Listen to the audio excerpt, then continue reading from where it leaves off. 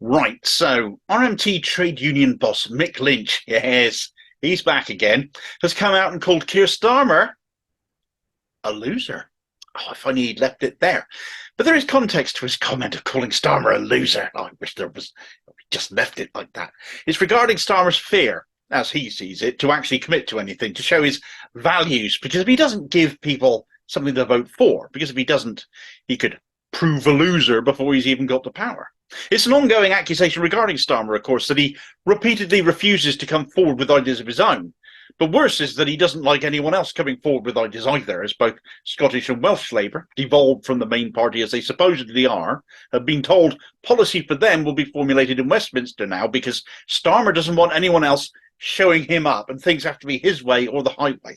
Well, at the moment, with Starmer coming out with nothing to vote for Labour over, save to get the Tories out, which isn't even true when the only change coming with him as PM is the colour of the ties, you have a guy intentionally paralysing Labour with regards to what they stand for. So far, the only things Starmer is committed to are things the Tories are already doing. He's committed to keeping the two-child benefit cap. He's committed to keeping kids in poverty, Sir Kid Starmer. He's committed to keeping all the new oil and gas licenses the Tories are granting. He's committed to keeping asylum seekers on barges. He's committed to ignoring the trans community, and on we go. He's not set out his stall as to what Labour under him would do meaningfully to make people's lives better. It's become a defining trait now that he stands for nothing except binning whatever he might have said he stood for previously, leading to accusations that he can't be trusted, well, I wonder why, on anything he says, which I completely agree with. When challenged on that, he hides behind Rachel Reeves' fiscal rules and not wanting to commit to anything he thinks we can't afford, despite all spending being a political choice. And language like that sets off alarm bells in the heads of those with a passing familiarity with how national economic works. Knowing we print all the money we need, we can tax the rich, but aren't to offset additional spending. And it sounds like, just like the Tories, Starmer isn't going to deviate from their austerity-driven, rob the poor to feed the rich attitude, desperate for wealthy donors, as Starmer is, because he's made another conscious choice, and that is to spurn the members of his party in favour of becoming slaves to donors and putting said policy up for sale. This is what Lynch wasn't prepared to say, but is becoming more and more clear in that policy in Labour isn't for the members to make a conference, isn't for the trade unions to have influence over at the National Policy Forum, but it is for Starmer to sell to the highest bidder, and he'll still expect us to vote for him because he's not Rishi Sunak. It's arrogance. It's taking us for fools, and sadly too many are prepared to vote for him on that basis. So he could well get away with it. Now, Lynch is no fool. Even though the RMT is not a Labour-affiliated trade union, Labour is still supposed to be their natural party of the trade union movement. And right now, he must be glad they aren't handing him any money because they're getting a scant return from a man who is hell-bent, it seems, on dictatorially imposing his will, even if he won't say or won't commit to telling us what that will look like. He's encouraging Starmer to be bold, and the policy areas cited are on trade union rights, public sector housing, funding the NHS, and standing with working people.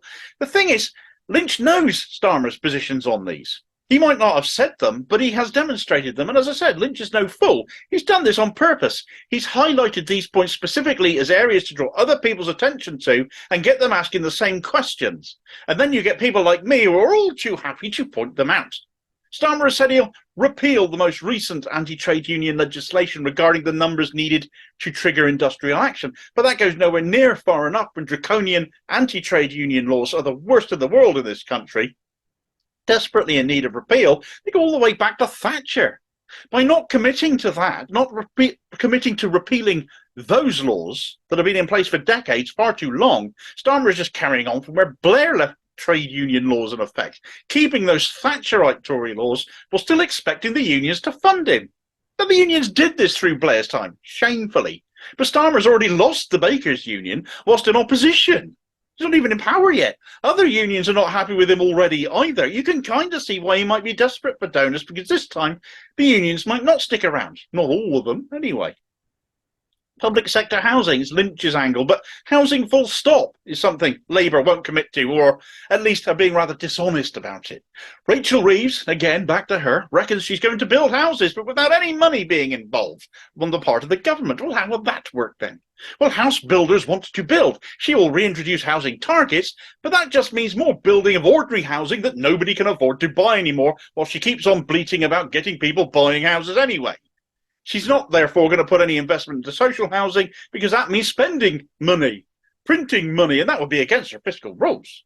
Oh, and Starmer is relaxed about building on the green belt too, so kiss some of that goodbye whilst we're at it. Funding the NHS, well, he's utterly in hock to private health donors, so more privatisation is the way they will go. Why else would you take their money, Keir Starmer, Wes Streeting, and the rest of you? And as for standing with working people, do not be ridiculous. The man has an allergic reaction to people like that with his superiority complex, his risible bleating of my dad was a toolmaker, my mother was a nurse, in stark contrast to refusing to show up on picket lines, as Labour MPs and Labour leaders should when they aren't red Tories. But instead he sacks shadow ministers for daring to do such things. Fundamentally, unless it means embracing the private sector to pay for stuff and cash in whilst they're at it, the Tory way, Labour won't spend. And they can keep getting away with saying that by repeating what a mess the country's in with how it had been left by the Tories. The same message the Tories said when they came in. The country was in a bigger mess and had a higher debt-to-GDP ratio after World War II, and the Attlee government still built mass housing, created the NHS and introduced social security. But like I say, though, it's political choice, and politicians have chosen themselves over us for decades now. I've never known a government do any different throughout my entire life, and it all comes down to who they serve, which is always the establishment's interests, never us.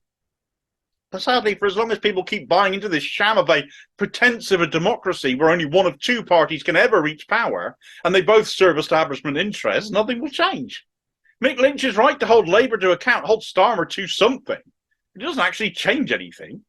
Now the Starmer types want us to hang in there, give it time, want Starmer to actually start building bridges with the left, and given the recent defeat in Uxbridge, despite Labour's current high polling numbers, there's some truth in that, when without the activists and the ideas that predominantly have always come from the left, his clear winning is not guaranteed for Labour. And as much as that is too late for the party in regards to many of us, we've gone and we're not coming back, the thought of supporting this regime after the way we've been treated, purged, expelled, or whatever they can, whatever they choose to call it, the party can swivel for our help, along with our votes. One such person calling for all this, though, has been Blairite so-called strategist John McTernan, who is urging people to come back. Thatcherites originally, Labour's a safe place for Thatcherites to come back to. That was what he used to say. But now he's begging the left to come back to Starmer. Hard luck, Johnny. But he has publicly said that Starmer needs to set out his position at this autumn's conference as well, if he's to have time to campaign on such things ahead of next year's likely general election. Now, Starmer's been running scared of this whole business of standing for something for long enough. It's true. The fiscal rules farce is an excuse and a fudge to kick that issue down the road. Yet the fact Labour keep readily supporting things the Tories are already doing, saying they'll continue them or won't block them, gives a very obvious appearance, along with private donors being welcomed, that nothing is going to change with him in charge. He's shown he has no values with his dishonesty and his lies. Yet Lynch has urged him anyway. As a trade union leader, I suppose what else can he do? Urged him anyway to show some. Because if he doesn't, then he's a loser before he's even reached power. This is Lynch's message. Given he's lost a great many of his supporters and would-be voters and is still now hemorrhaging members, not that he's sorry about all that, Keir Starmer very much already is a loser, in my view. And that's not going to change. Thanks for watching. I hope you found this video useful. Please like, share and subscribe if you did. More content out daily.